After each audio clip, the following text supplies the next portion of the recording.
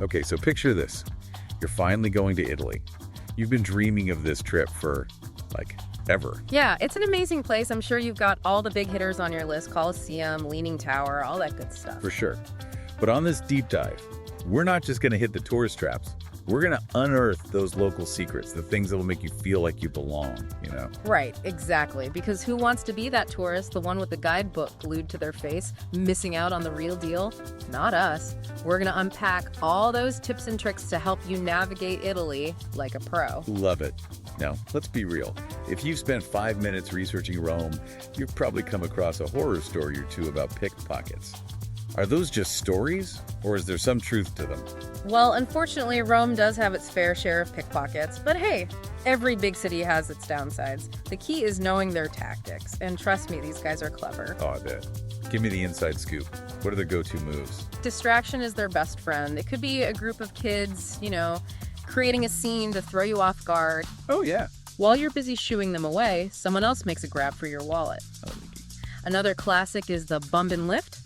Someone accidentally bumps into you, maybe apologizes profusely, and voila, your wallet's gone. And then there's the honey trap.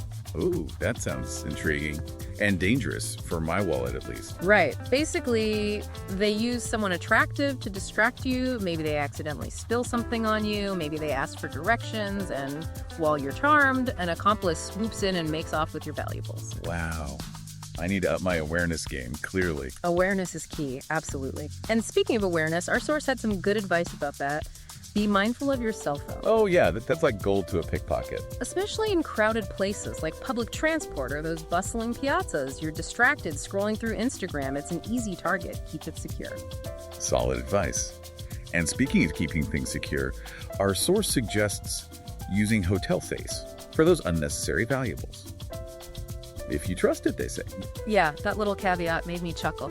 Hotel safes. Let's just say they're not foolproof. I've heard stories. Oh, really? Like what? Well, let's just say some safes are easier to crack than others. And sometimes it's not even a break-in. It's a case of lost keys or system malfunction. Ugh, not ideal. Right. So while a hotel safe is a good first line of defense, I wouldn't rely on it entirely. Layering your security is key. Money belts are always an option, but honestly, they can be a bit bulky, uncomfortable. Exactly. And they can scream tourist, which kind of defeats the purpose. So what's your go-to then?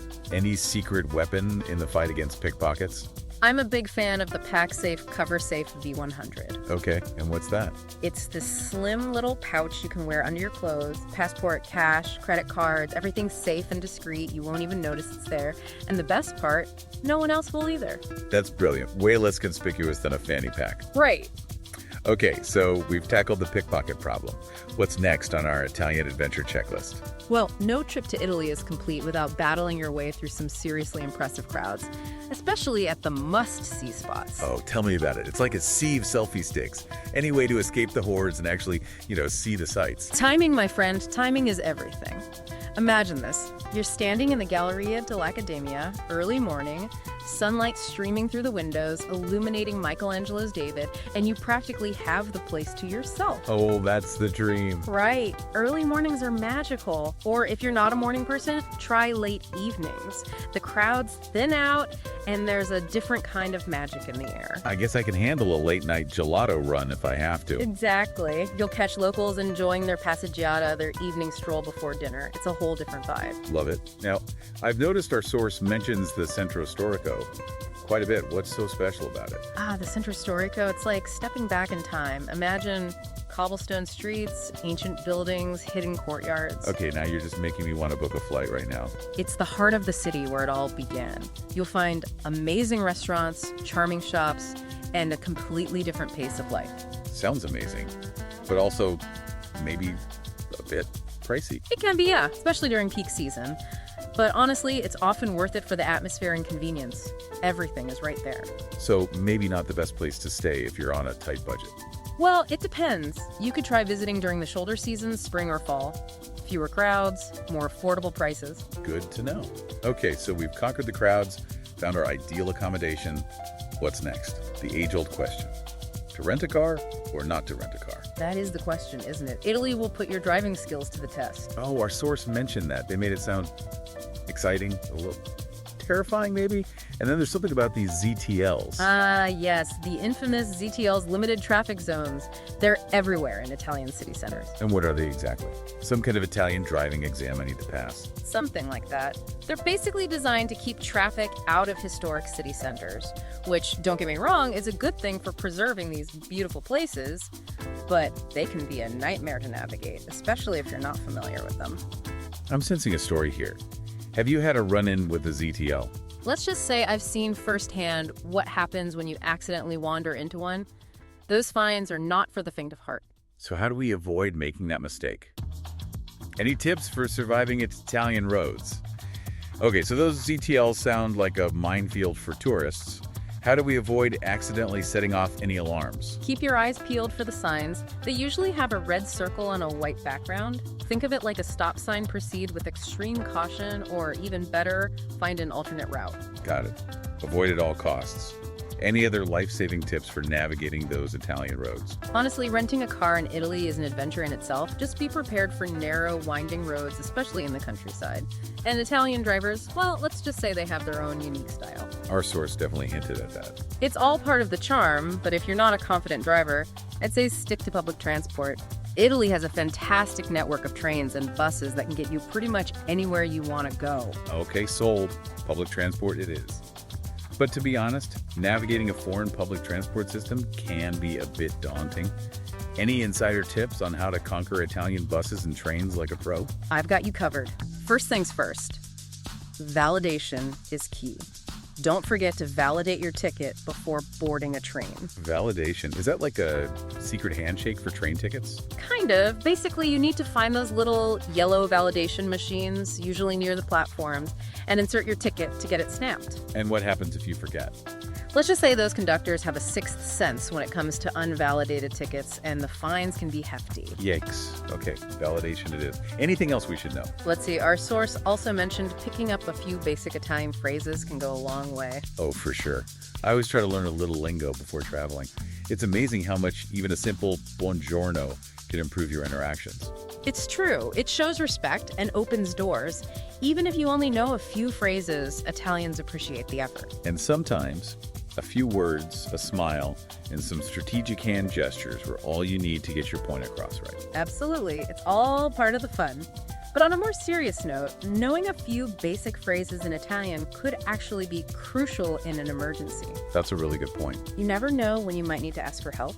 And in those situations, those few Italian phrases could make all the difference. So we've covered transportation, pickpockets, even brushing up on our Italian. What else should our listener know before hopping on that plane to Italy? You know, beyond all the practical stuff, the best travel advice I can give is this. Be open to the unexpected. I love that. It's so easy to get caught up in planning every little detail. Right. But sometimes the most memorable moments are the ones you don't plan. Those detours, those spontaneous decisions, that's where the magic happens. Totally agree. Speaking of magic, our source seems pretty passionate about exploring beyond the tourist hotspots. Italy is so much more than just Rome and Florence, you know? Oh, absolutely. Each region has its own unique flavor, its own personality. You could spend weeks exploring Tuscany, for instance, with its rolling hills and vineyards. Dreamy. Or maybe you're drawn to the coast. The Amalfi Coast is breathtaking, with its dramatic cliffs and colorful villages. Okay, now I need to add that to my list. And let's not forget about Pompeii. Talk about a history lesson. It's incredible how much history is packed into this one country. Yeah. But with so much to see and experience, it can be a little overwhelming, right? Like, where do you even begin? Start with what sets your soul on fire. Are you a history buff? Foodie? Art enthusiast? Let your passions be your guide. That's such a great way to approach it. Don't try to do it all. Choose a few things that truly resonate with you and really immerse yourself in those experiences. Exactly. It's about quality, not quantity. And speaking of immersion, don't be afraid to connect with the locals. Oh, for sure. Italians are some of the warmest, most welcoming people I've ever met. They really are. And they love sharing their culture with visitors. Strike up a conversation, ask for recommendations. You'll be amazed at what you discover. Those interactions are always the best part of traveling, wouldn't you say? Absolutely. They're the memories you'll carry with you long after you've unpacked your bags. This has been such a great deep dive. I feel so much more prepared for my trip to Italy now. Any final words of wisdom for our listeners before we wrap things up? Here's a little something to think about.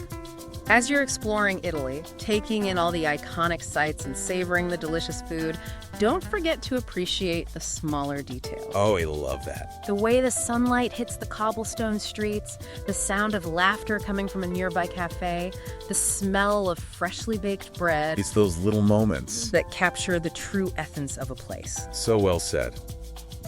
Okay, folks, I think we've got our homework. It's time to pack your bags, grab your appetite for adventure, and get ready to say ciao to the Italian experience of a lifetime. Thanks for joining us on this incredible deep dive.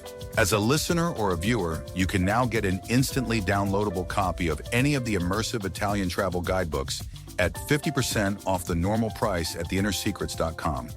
Look for the menu item on the homepage, Viewers and Listeners Shop. Thank you for listening today.